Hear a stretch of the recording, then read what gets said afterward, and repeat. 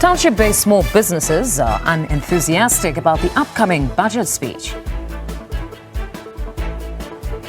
The African National Congress gears up to launch its election manifesto on the 24th of February at the Moses Mabhida Stadium. And Namibia prepares for the funeral service of Namibia's former president, Hage Geingob. A very good afternoon. We're coming to you live from our studios here in Auckland Park, Johannesburg. I'm Fundo Mabalani, and this is The Week Ahead. You can interact rather with us on social media platforms. It's at Week Ahead, and our hashtag is The Week Ahead.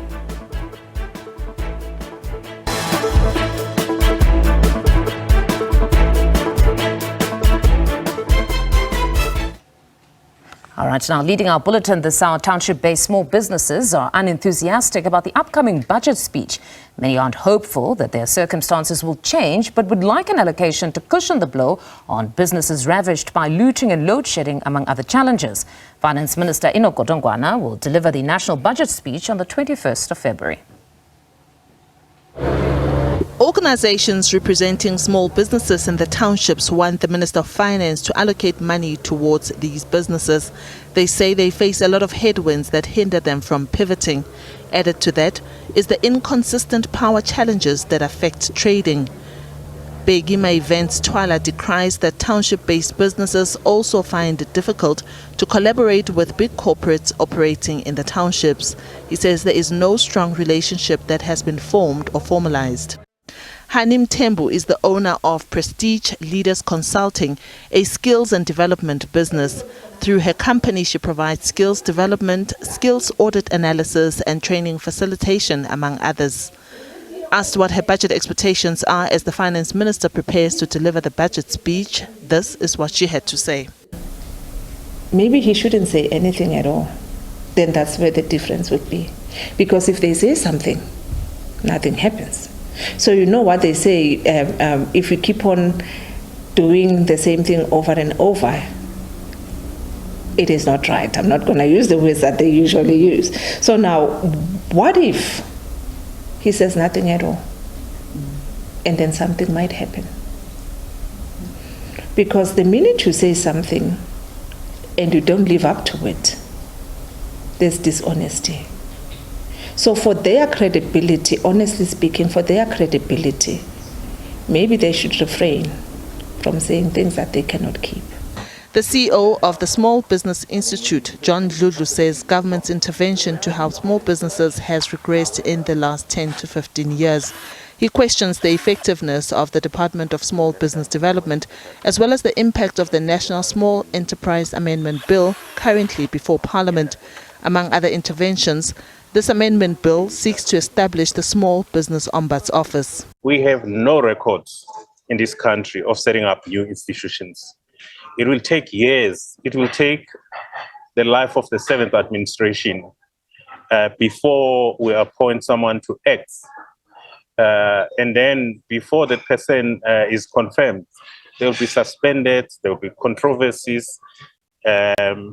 The BE Commission, for example, took years to set up. There are many other institutions. The Border Management Authority has just been set up now. After how many years? It was conceptualized when Malusi Kigaba was Minister of Home Affairs. It's only after several years. So our reservation is very simple. It's based on the track record. Why are we doing something that we're not good at? Meanwhile, two bright minds have conceptualized an app that they would like the government to pay attention to. These two believe the Alzheimer app will assist in decreasing the sale of illicit products that have resulted in the deaths of children. Government won't lose any more taxes from the sale of these illicit products, meaning the government will now have a proper gateway to enter the township economy as they always wanted. Now we get to make informal businesses formalize, meaning the foreigners get to pay the foreign tax as the government has always wanted. Making this 900 billion industry can turn into a trillion rand industry just with this app. Our biggest challenge was having to find people that would help us market. So obviously we would go to like government before we'd have to go to private companies and private people and mentors, which we do have now. And one of the things that the government has promised us, mainly the DDG as well as the minister, is that they would have helped us, is that they would have marketed us, they would have been able to invest in our business, they would have been able to help our business, help the township economy as well as the youth. But these are promises that they haven't led up to, as well as funding and investment from other investment companies that we've been in touch with. Other companies try to buy our company from us so that we are not sole owners and like 100% owners of our company, which I honestly think is not really a good move on our part, because us being the young age, the young girls that we are at 19 and 21, studying an app that does this for not just a township, but township economy as a whole, for every other community, not just in South Africa, but globally, for you to have to try and steal that idea from us or to not support us fully after promising, it does kind of discourage us. Minister Kotongwana will deliver the budget speech on the 21st of February. Diabo Seto, SABC News, Johannesburg. All right, now joining us for more on the preview of the national budget speech on Wednesday is Melane Mkabela. He's Director and CEO at Antiswa Management Group. Good afternoon, Melane. Thank you very much for joining us. Thanks, and viewers of SABC. No, it's a pleasure to have you with us. So the minister will indeed deliver that budget speech this Wednesday, and he's doing so in an election year, at a time when there are many infrastructure challenges, at a time when there is under-collection and overspending, and also at a time when we have high debt to GDP ratio. I could actually go on. What are your expectations of this particular budget if we just contextualize the climate currently? So South Africa has been good in managing the budget over 30 years now. Whether it's an election year or a normal year, they will focus on what is supposed to be delivered on the budget, and we never had a budget speech probably that could look as a campaign type of a budget speech. And in the one that we are going for this week, it could be the deficit. We are aware of like the 5% deficit, and then as well around 80 to 100 billion cut on a budget, like spending. So all that gives you an indication that they are not gonna probably add funds or do unexpected things because it's an election year.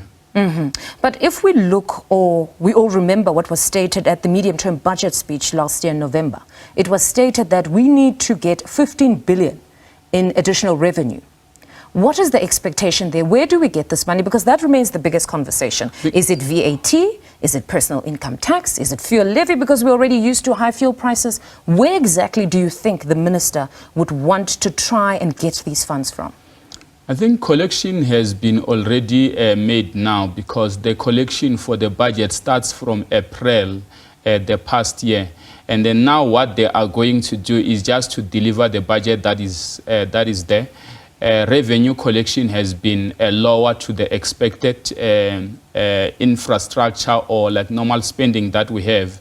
So they are going to probably have just a budget cut of around 80 to 100. Basically, there will be no additional things. They will just look at the country to focus on what we can manage and then living within our means.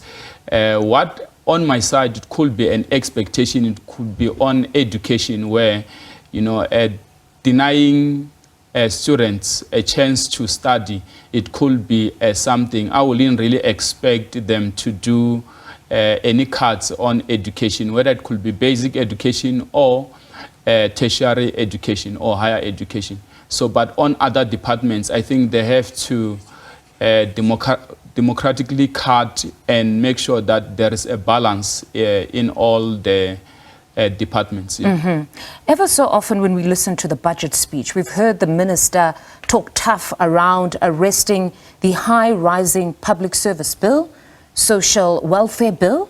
So many, having listened or read through a number of analytical pieces ahead of this budget speech, I heard that many would say there would be very little of that tough speak around curtailing the public service bill, because You don't want to be telling civil servants that we're looking to cut or we're looking to cut on social welfare. So you're saying that you don't even expect, if he's going to talk tough, as he has spoken tough, he will continue in that particular fashion, irrespective of it being an election year. Yeah, so like when you look at welfare and the challenge that the country had from COVID-19, the Russia-Ukraine confrontational risk, you can see that the country got to be challenged as well deeply. But you wouldn't really expect them to do anything on welfare because it's a challenging factor for a country like South Africa as well, and we have a very young democracy. So from that, you will still look at a lot of people that rely, big families relying on welfare, and it will be unexpected to really consider cutting from like welfare. And then when it comes to public sector, it is always expected from government to review departments and operate government as a lean government. I don't think we need to have as many ministers that we have, so they can look at that. And when they are cutting maybe ministers from maybe 33 to 20 or even 15, we'll have reduced departments, and then we'll have as well directors, mainly in some departments that I will say they are not necessary. We have DTI and Department of Finance. So you wouldn't really get to see the value of Ministry of Small Businesses, but you can see value in having a director of small businesses, because whether there is a minister or there is a director, they will probably do the same things. So there are a lot, minister in the presidency, they just have to have multiple directors that could be in those and then reporting to one minister, and then we cut the infrastructure or like the rentals that they are having like currently.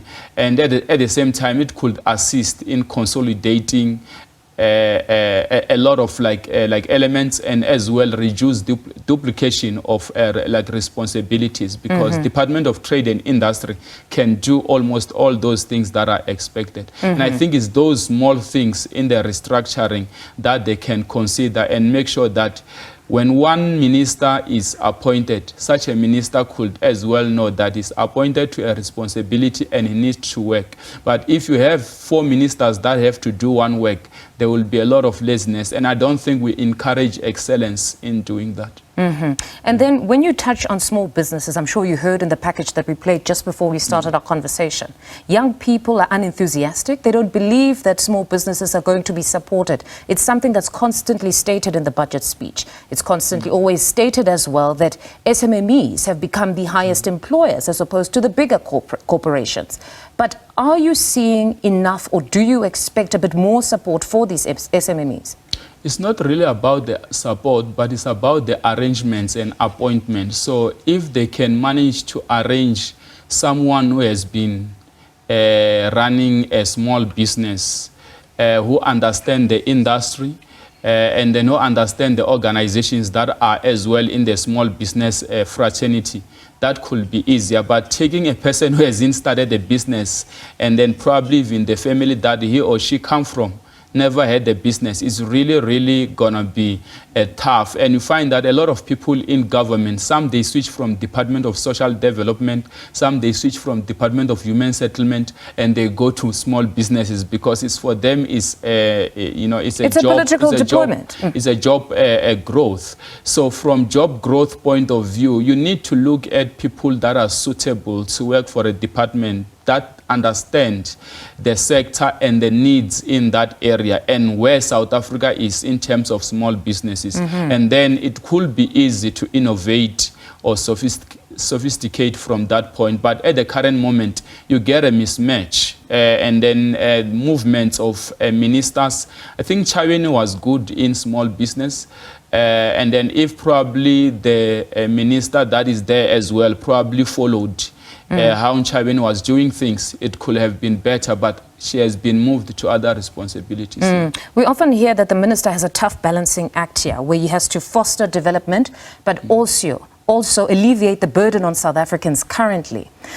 When we look at the likes of COSATU, your SACPs, many generally would encourage that a minister should be spending more on infrastructure as opposed to tightening the belt. Because many economists have also said you cannot tighten the belt to better economic fortunes. You actually have to spend on infrastructure for you to actually stimulate the economy. So with all of these expectations from different quarters, do you not foresee some sort of a challenge here again, where the minister might be forced in this particular budget to prioritize spending, particularly socially, and even on the infrastructure?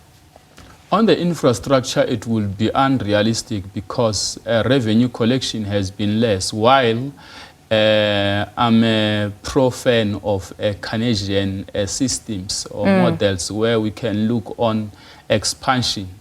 But practically, it is not realistic that we can do that in this current budget. But at the same time, it can cloud unnecessary political tensions where it could be used as if it's a political campaigns and other things. I think we just need to operate within our means, and then we use the budget as expected, and then we deliver what the country is expected, so that as well the country can see where we are, whether it's an election year or not. So fiscal consolidation is what you expect. So he'll be continuing in the same vein of just financial prudence. Mielani, thank you very much for your time this afternoon. That was Mielani Mkabela, Director and CEO at Antwisa Management Group.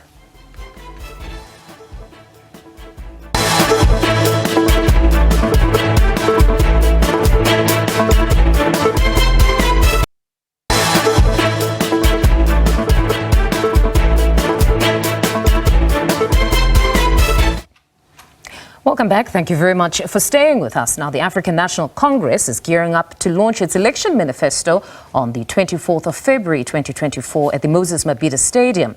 The launch will commence with a commemoration rally where Secretary General Fikile Mbalula will start with a wreath-laying ceremony to honor the founding father of the ANC, that's John Langibalele Dube. For more on this, we're now joined by Professor Ntsikelelo Breakfast. He's Director of the Center for Security, Peace and Conflict Resolution at the Nelson Mandela University. Mr. Breakfast, good afternoon and thank you very much for your time. Thank you very much for having me. No, it's a pleasure to have you with us, Professor. So this coming weekend, as stated, the governing party will launch its manifesto. They've been building up to this moment since last year. We all saw those manifesto reviews. Many people argue that a governing party actually doesn't need a manifesto of sorts because their work in government should be that which speaks for them. Your views on just that whole debate? I think a manifesto is needed because it outlines the thinking of the party in terms of what lies ahead. Any government has a contract with the citizens. So when your term of office has come to an end, you need to sort of like renew the mandate by, giving an account to your audience in terms of how far you have traveled. What are the setbacks? What are the strong points? So you can't just take things for granted that you don't need a manifesto. I disagree with that. A manifesto is a framework, that must be sold to the audience of the party. So the manifesto is always needed, even though sometimes I'm thinking of what had happened in 1994. If you remember, the ANC had an election manifesto called the RDP. And at that time, the ANC was out of government, didn't have any experience. But the ANC, in the build-up to those elections, they made a number of commitments. But when they came into power, then they realized that they could not honor those commitments. So those are some of the challenges. So it's most certainly very important. Now to that very manifesto. With all that South Africans are confronted with, be it your high crime levels that we've heard of actually this week, widening inequality gap, infrastructure issues, load shedding, I could go on and on. What should the governing party be prioritizing in this particular manifesto? Yeah, I mean, in as much as I've said earlier on, the ruling party also needs a manifesto. But the ruling party is a different kettle of fish. It's a different ball game because they have been in power since 1994. And the question is, have they achieved their intended objectives in terms of operationalizing the National Democratic Revolution, because that is the arguably ideological framework that is guiding the ANC, which is a two-stage theory, that you've got to have a time whereby the revolution is led by the bourgeoisie class. That is the first phase, while the working class is being made ready to take over. So the question is, has the ANC achieved its strategic objective of transforming a society in the light of these challenges that you have cited? I'm not sure about that. Not because the ANC doesn't have policies. The ANC has a lot of good policies, good anti-poverty strategies, but the challenge has been the appointment of cadres. And I'm not throwing cold water into cadre deployment. That's a simplistic argument. It's a good practice, but you have to appoint people on merit. And you cannot say that the party has a right to privacy, therefore you will not share the minutes of meetings that made those decisions about deployment. Yet the decisions you have made have national consequences. Most certainly, and that is a very important question. And we know that yesterday when listening to DA leader John Steenhuisen, he said that he's not giving the ANC more time insofar as that is concerned. They'll have to surrender those documents tomorrow. So they're a deadline of tomorrow. But I want to take you back to a very important point that you made around the transition from 1994, that part of the plan to a better life for all, it was they take over power, and then a bit of the creation, there's a creation of the bourgeoisie. From there on, we then transfer a lot of the power to the working class, or they participate a bit more in the economy. That's the working class. Where are we exactly, if that's how you characterize the transition? Are we still stuck on the bourgeoisie, or now we're seeing, because many have said we've now created a decent middle class. It's not enough, but nevertheless, there's now a bigger pool of the middle class. Of course, we have a liberal democracy which is not led by the working class. So we are not yet there in terms of having the working class leading the revolution. My view is that, I know this is controversial, but when the ANC was in exile, they had two conferences. The first one was in 1969, the Morogoro Conference. The second one was in 1985 in Zambia, Kwambe. None of those conferences adopted a macroeconomic policy for the ANC. So when the ANC came into power, they did not have a macroeconomic policy. I know that in the early 90s, there was a committee of the ANC called the MAC, filled by leftist economists. They also adopted in the early 90s a policy called Ready to Govern, but it was not a macroeconomic policy, encompassing all the elements of the macroeconomic. So when even GEAR did not come from the ANC, it came from COSATU. So the point I'm making is that the ANC did not have a clear blueprint post-1994. That's why, for instance, a conflict broke out in 1996 when GEAR was introduced, which was a neoliberal macroeconomic framework because it advocated for a privatization of ESCOM and so on. But then later on, I think through the influence of the left within the ANC, there was an appreciation that there's a need for a strong state. That's why the ANC has been using Asian tigers, in particular China, as a case in point, because China since 1978, they have been very successful in terms of fighting against poverty, rolling out economic Professor reform. Breakfast, you speak about the left. Many people have accused the ANC of late of talking left, but basically acting right in most instances, because even sometimes you'd have the SACP at one point that would speak strongly against what they would consider to be neoliberal policies, that when they're at conference, if you look at all the policies there that are formulated, they would be left. But what goes on to be implemented in government, they would argue, is mostly, if not centrist, it's more leaning towards the right. So that conversation is one that has been had over and over again. We don't necessarily have the answers as to whether when they speak left, they consistently do left. But if we had to look at what is currently happening now and what the ANC is confronted with, again, I take you to the manifesto. What are they supposed to prioritize now? With load shedding, with the infrastructure challenges, with unemployment, what do they say to the electorate? Yeah. Look, there are three, in the main, there are three security threats which are posing a danger to our democracy. So the first thing that comes to my mind is unemployment, poverty, inequality. Those are the triplets, the three security threats. So they need to speak to those threats. And of course, you have other subsets like power outages, water shedding, and crime, because crime is also a security issue posing. I mean, who wants to invest in a country where there's crime? Yes, and also the elephant in the room, because we must be fair to our security forces. If we say they must respond to crime, why do you reduce their budget? The budget of the defense force has been reduced year in and year out. But we heard the president at his Sona reply, he specifically stated that this is something, a trend that is worrying. I'm sure you heard him in his reply, stating that it seems the defense budgets are being reduced every single year, and one assumes that if he mentioned it, it's something that they're going to tackle. Yes, because there's a symbiotic relationship between security and who looks after the economy when we're sleeping? It's the security forces. So if you reduce the budget, how is the country going to have a footprint of security officers? Then you are just giving criminals a blank check to do as they please. Now, the polls are polling at least the ANC below 50 at this point. And one poll in particular went on to poll the EFF as a party that could possibly surpass the DA and become the official opposition.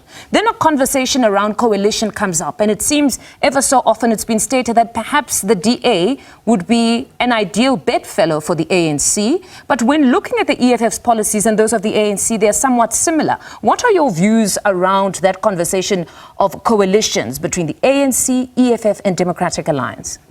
Of course, one-party dominance is a thing of the past. The ANC of late has been dealt with a blow. It is no longer on an upward electoral trajectory. The EFF, on the other hand, has been growing. And I think the EFF is also going to grow. But I want to be controversial. I take some of those findings with a pinch of salt. You know, research is like mathematics, in the sense that you cannot accept the answer without examining the formula, because we don't break down those findings and ask a question: how many people are part of the sample? Where do they stay? If you ask people questions in rural areas, I can bet my bottom dollar the answers will be different from people who stay in urban centers. The thinking is not there. So you've got to dissect that. You've got to analyze that. And also which racial categories that those people belong to. If you ask black voters, maybe the answers will be different from white voters, colored voters, and but the research would indicate, it would generally indicate, though that information is most certainly readily available ever so often, that who were the people that were interviewed, etc. So in most instances, it would be indicated. Are you perhaps saying that in general, you are not a fan of polls? Because many say in as much as they're not accurate, to a certain extent, they do give an indication of the outcomes, somewhat. Fair enough, Mfundo. I accept what you are saying. All I'm saying is that we must be critical when engaging with scientific findings. Let's not respond by saying, "Thus says the Lord." There's no "Thus says the Lord." You engage that research. Yeah, it's not a gospel truth. That's what I'm saying. But where I disagree with the findings, or I'm very critical of this aspect, they say the EFF might replace the DA. Now, I've got nothing against the EFF. I think the EFF is going to double up its efforts. They are going to get a good percentage. But it doesn't make sense to me to say that, because if you look at the base of the EFF, the base of the EFF is very narrow. In the main, it is confined to the black working class, by and large.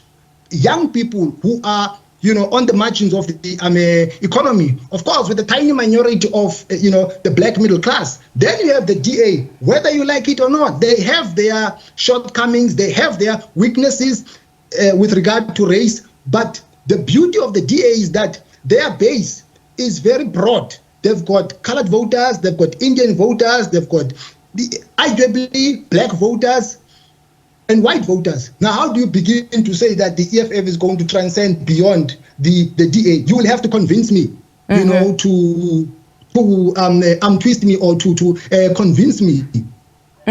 So who would be the better coalition partner for the African National Congress should they dip below the 50? Yeah. My view, the ideological proximity of the ANC is closer to the EFF. Of course, it's a mission impossible for the for the ANC and Umkhonto weSizwe to join forces. That is practically impossible, given the fact that, the Umkhonto weSizwe broke away from the ANC and it is chowing the same base of the ANC.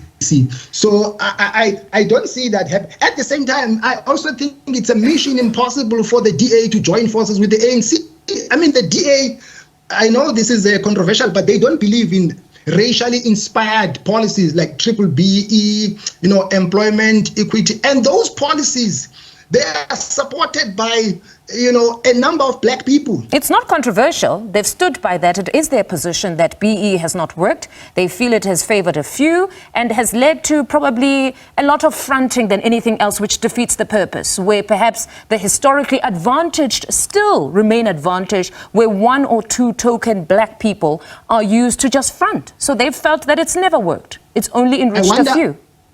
I wonder what do they say to the argument that they are invoking non-racialism to block transformation. Because if you are opposed to racial classification, then it means that you're opposed to transformation. I'm not saying that transformation is limited to race, but it's one of the markers of a transformation. Of course, you have to include gender and other categories and so on. So they might lose votes because of that line of thinking. But maybe, by and large, they depend on their historical constituents. But of course, they've got other voters like Coloureds and Indians. Now, just in closing, I want to take you back to that earlier point that you made around the surrendering of the cadre deployment documents. Like we stated that come tomorrow, the ANC needs to have surrendered those documents. There's still a conversation that cadre deployment, by its very nature, is not something that is wrong. And the ANC has maintained that it's practiced the world over, including by the Democratic Alliance or any other political party that would still prefer or favor members of their party when there are vacancies. Just your views on that whole debacle. I think the beauty of it for the DA is that ruling was made by the Constitutional Court. So there is no other court that can reverse that decision. The worst part of it is that the ANC has to abide by that order or by that ruling. I just think that, it could have been good if Judge Zondo had demanded accountability from the president when he appeared at the Zondo commission, because the question arose, where are the minutes of those meetings? The president said, no, the minutes of those meetings are nowhere to be found. But I feel like Judge Zondo, with respect, he was too soft. He should have demanded account. How can you say a political party which is running a country doesn't have minutes of such meetings? I don't believe that. Well, everything will be revealed come tomorrow as to whether they can actually give all documents. The ones that were supposedly redacted as well will now be brought to the fore. So it will be quite interesting to see what happens tomorrow. But Mr. Breakfast, thank you very much for your time. That is Professor Ntsikelelo Breakfast, political analyst, talking to us. Let's shift our focus to this story now. Public hearings in the advisory proceedings on the legal consequences arising from the policies and practices of Israel in the occupied Palestinian territory, including East Jerusalem, will commence on Monday at the International Court of Justice. This is a separate case from the one brought by South Africa against Israel, questioning its compliance with its obligations under the Genocide Convention in relation to its current military offensive in Gaza. The United Nations General Assembly voted in December 2022 to request an advisory opinion from the World Court. The General Assembly adopted the resolution referring the matter to the ICJ in a split vote, 87 countries in favour, 26 against, with 53 abstentions, a move that was requested by the independent UN Commission of Inquiry into the Israeli occupation that is led by a South African judge and the former High Commissioner for Human Rights. Throughout our report, we recommended that the General Assembly request an urgent advisory opinion from the International Court of Justice on the legal consequences of Israel's permanent occupation of the occupied Palestinian territory, of policies employed to achieve this, and of its refusal to respect the right of the Palestinian people to self-determination. In other words, for the ICJ to look at the consequences of this permanent occupation. And so I also take this opportunity to reiterate that it is the obligation of third states and the United Nations to ensure respect for international law and call for member states to employ appropriate measures to fulfill these obligations. The three-person commission's first report, issued in September 2022, found reasonable grounds to conclude that Israel's occupation of Palestinian territory was unlawful under international law due to its permanence and the Israeli government's de facto annexation policies. Member states, we recall that any attempt at unilateral annexation of a state's territory by another state is a violation of international law and is null and void. And this principle is laid out in the UN Charter, has been declared here by numerous member states, and also expressed throughout a resolution the week before last relating to Ukraine.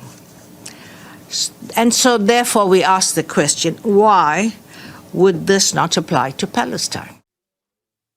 The December 2022 GA resolution requested the ICJ to render an advisory opinion on what the legal consequences are arising from the ongoing violation by Israel of the right of the Palestinian people to self-determination, from its prolonged occupation, settlement and annexation of Palestinian territory occupied since 1967, and from Israel's adoption of related discriminatory legislation and measures.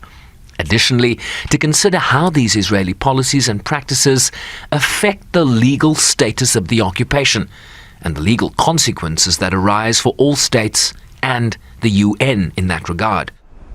As Israeli settlements in occupied territories continue unabated, drawing criticism from across the board.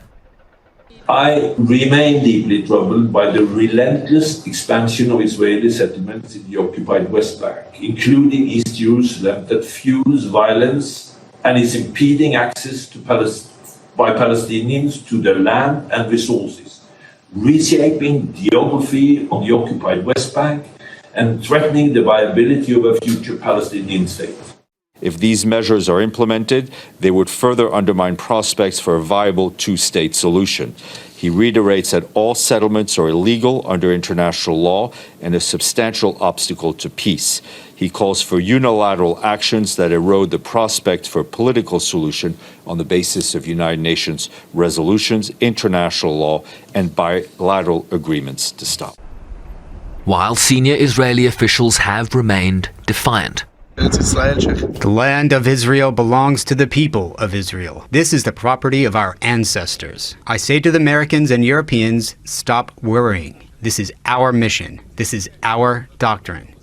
9 settlements are nice, but it's still not enough. We want much more. Israel's Prime Minister Benjamin Netanyahu at the time called the GA resolution despicable. The PM also rejected the notion that Israel's population were occupiers, stating that they would not be bound by the GA resolution. But the ICJ proceedings are already garnering global interest, with 52 states, including South Africa, and 3 international organizations having already expressed their intention to participate in the oral proceedings before the court. Those proceedings are expected to last at least 1 week. Sherwin Bryceby's SABC News, New York. All right, let's shift our focus to this story now. Namibia's former president, Hage Geingoob's funeral will take place next week, Sunday, on the 25th of February. Initially, the funeral was set for Saturday, the 24th of February, but the government decided to extend the period in order to give a dignified burial and to give all Namibians time to mourn their beloved president. Our international news editor, Sophie Mkwena, joins us now for more on this particular story. Sophie, good afternoon. Thank you for your time. So I've heard a number of historians say that Sunday funerals are held for great community leaders. Just how well loved and respected was President Geingob generally?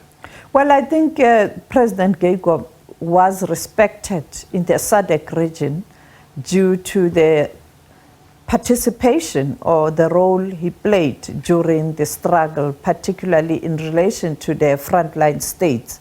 You know that he was at some point in time in exile in Zambia, where he interacted with other cadres of the liberation organizations in the SADC region, including the African National Congress. When I spoke to the former South African President Thabo Mbeki on Friday at UNISA about the late President Geingob, he pointed out that this is a man who worked very hard and tirelessly to ensure that Namibia is free, but above all, was involved in building capacity for Namibia when they take power to ensure that you have the right people in different positions, doing this at an institution in Zambia where people were receiving training, but they also included some South Africans. Now, I believe the burial of a leader is also not held in the morning, but after sunset. Do we know if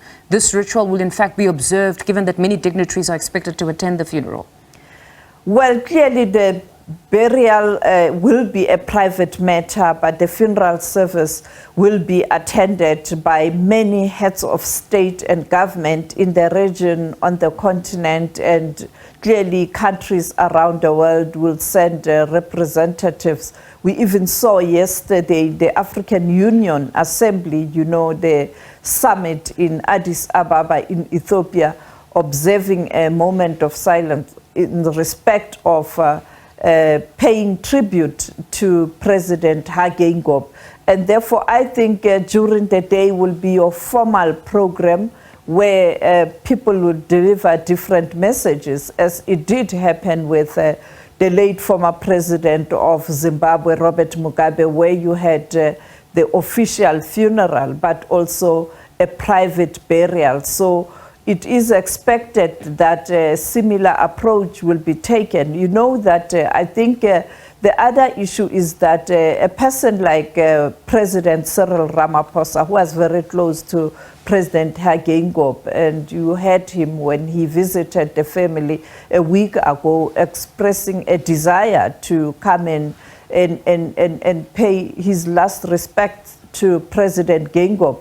You know that on the 24th, on Saturday, his party will be launching its election manifesto, and as the leader of the governing party, the ANC, he will be delivering that message of the ANC ahead of elections at Moses Mabhida in Durban. And therefore, I think during those discussions, that's why there were changes. And now, if he wants to, he can go to Namibia on Saturday or on Sunday, having done what he is supposed to do on Saturday, delivering the ANC manifesto. And then on Sunday, flying to Namibia, it doesn't take long with Inkwazi. So I expect even President Ramaphosa to go to Namibia on Sunday. And of course, you had former President Thabo Mbeki saying he will be there. We are still trying to get information from the former president, Jacob Zuma, whether he is going to also travel to Namibia, the same with former President Kgalema Motlanthe. We're still waiting for information whether they will join the former President Thabo Mbeki and perhaps President Ramaphosa to go to Windhoek, Namibia. Now, President Geingob's legacy has been reflected upon over the past days and weeks. What's been illuminated has been his leadership on climate change and green energy. Please just share more on this with us. You know that Namibia is currently embarking on a huge project of hydrogen to ensure that you have clean energy. And therefore, he was playing a very prominent role in ensuring that this region is able to tap into hydrogen as a form of clean energy. And therefore, he was playing a very important role.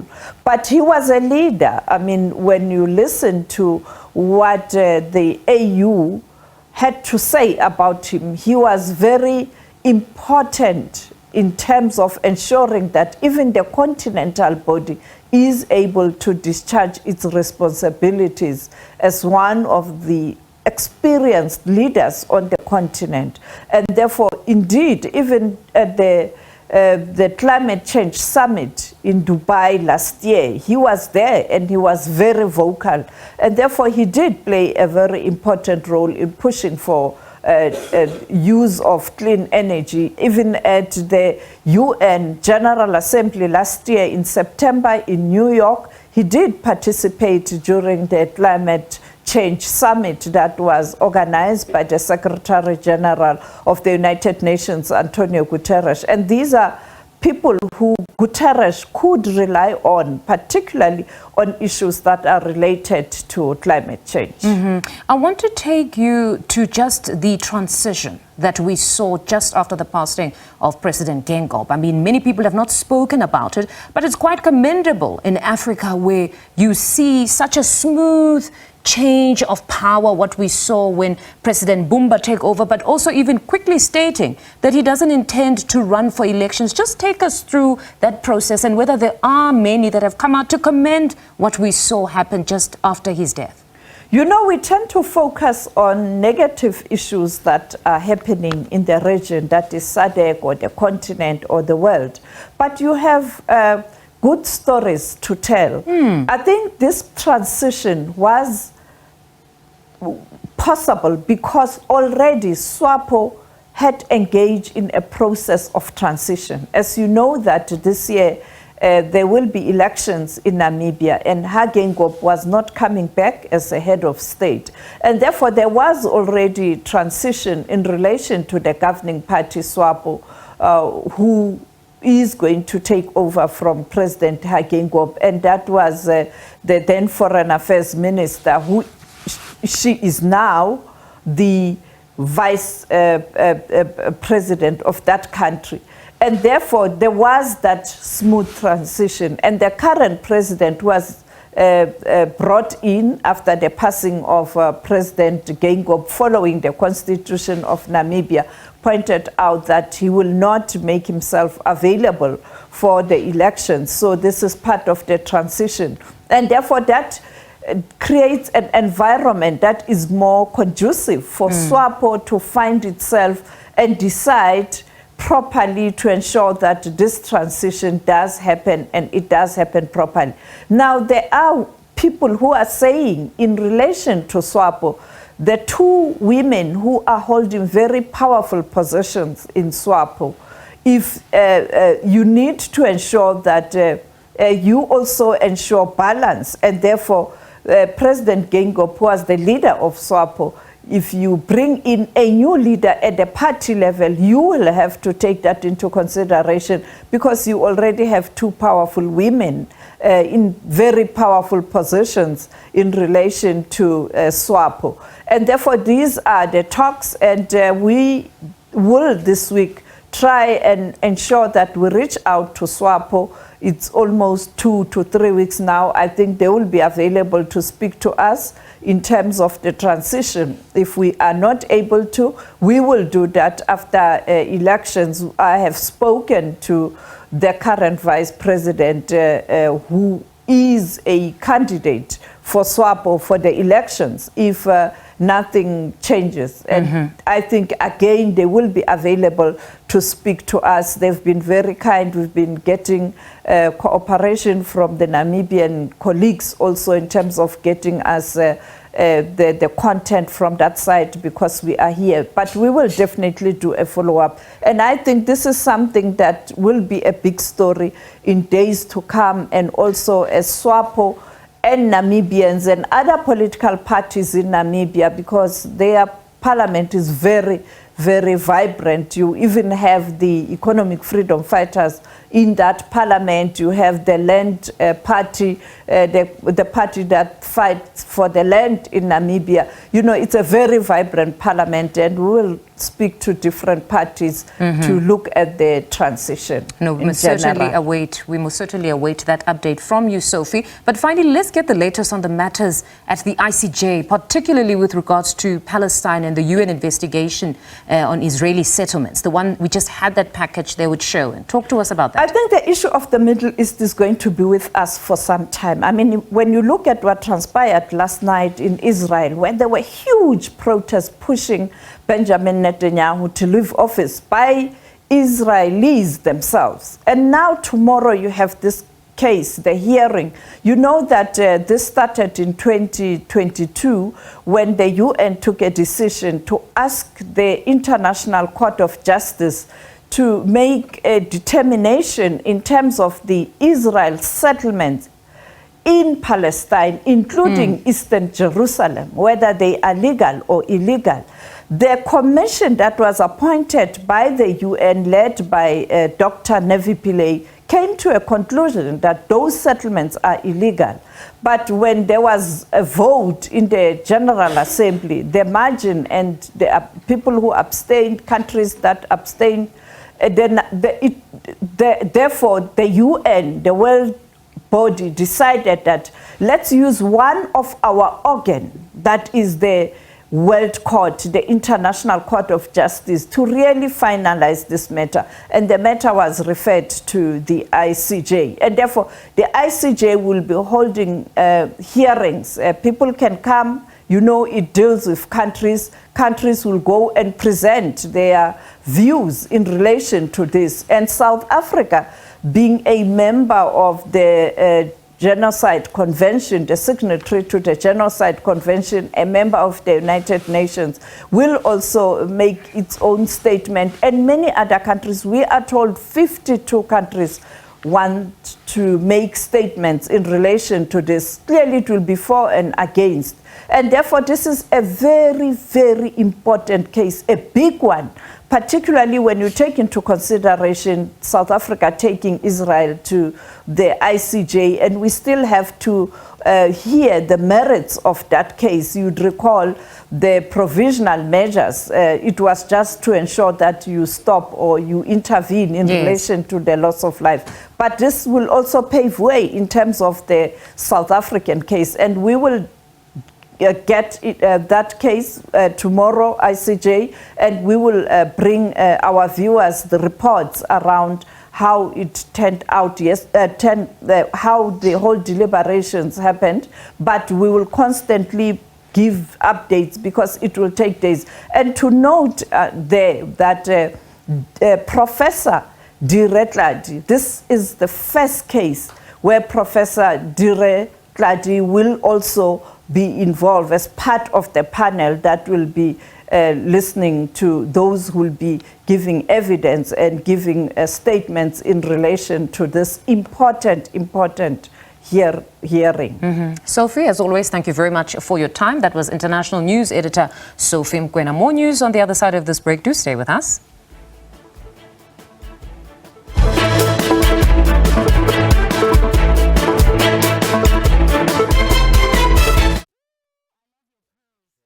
Well, we intend on putting our best case forward, and in the hope that we will win the case entirely.